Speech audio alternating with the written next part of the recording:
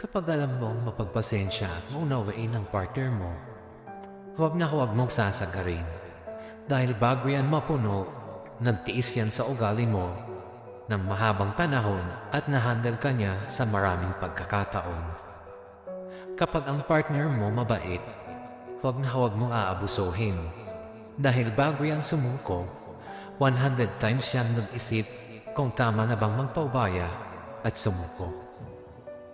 Kapag ang partner mo mapagkumbaba, huwag kang gagawa ng dahilan para i-provoke siya at awayin siya.